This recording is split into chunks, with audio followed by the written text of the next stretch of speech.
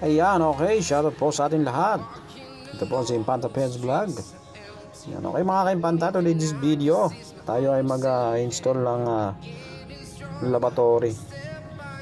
Okay, kung makikita ninyo, ayan, ang laboratory ito ay na oblong ang design. Sa kabilang side mataas, sa kabilang side mababa, oblong. Ayan, okay, sa pag-install natin ito, kailangan natin unahin yung strainer. Ayan, at syempre, siguraduhin nyo lang na meron siyang rubber. Yan, pasok lang dyan. Tapos ilagay nyo yung lock na, yung kanyang lock ay kasama na yung flexible hose.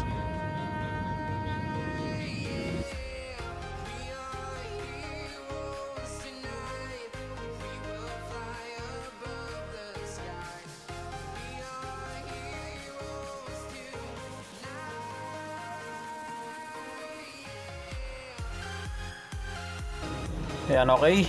Ilagay nyo lang yung rubber gasket nya. Siguraduhin nyo lang na meron siyang rubber gasket, ilalim at ibabaw. Saan nyo ilagay yung flexible hose para pag mahigpit na siya, hindi na siya mag-leak.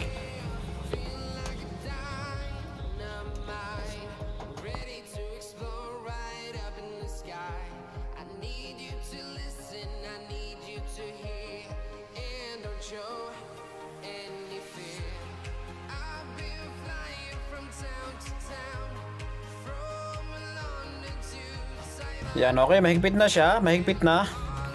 Ngayon ang susunod naman natin yung kanyang poset. Naka-separate naman yung poset niya. Bali, isang tabi muna natin ito. Pag nalagay natin yung poset, yan, pwede na natin ilagay ulit itong laboratory niya. Okay, tabi muna natin.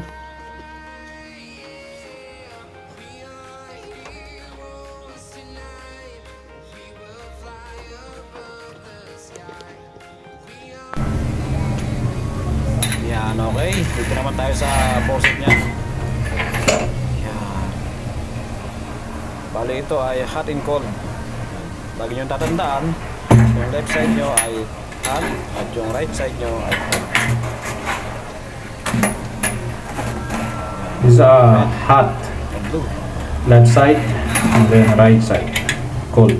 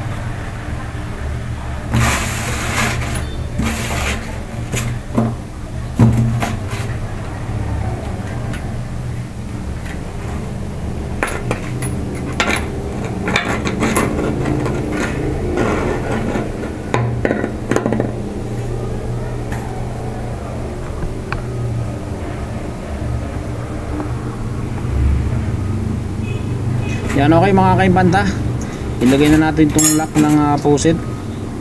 I-lock na natin sa ilalim para ma-tap na natin yung water supply. Okay.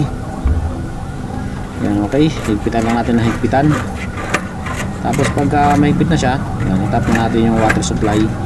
Tapos sunod natin yung laboratory. Tapos natin ilagay yung laboratory. Testing na natin.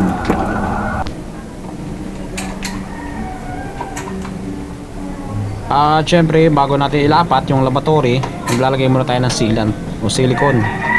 Dahil ito ay kailangan malagyan ng silicone para hindi siya gumalaw-galaw kapag nakalapat na. Okay.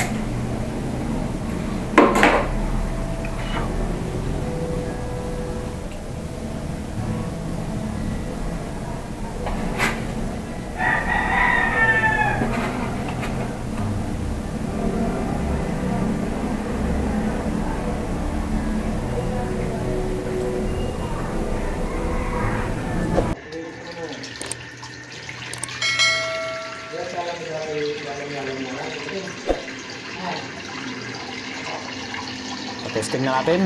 Tapos kung makikita nyo yung salamin, meron siyang switch. Pwede siyang palitan ng yellow dye. Okay, white. Oh, yeah. Okay. Yan, okay. Sa mga hindi pa po nakasubscribe dyan kay Pantapeds Vlog, okay, please like, subscribe, at pakipindot na rin po ang notification bell. Alright. Thank you for watching.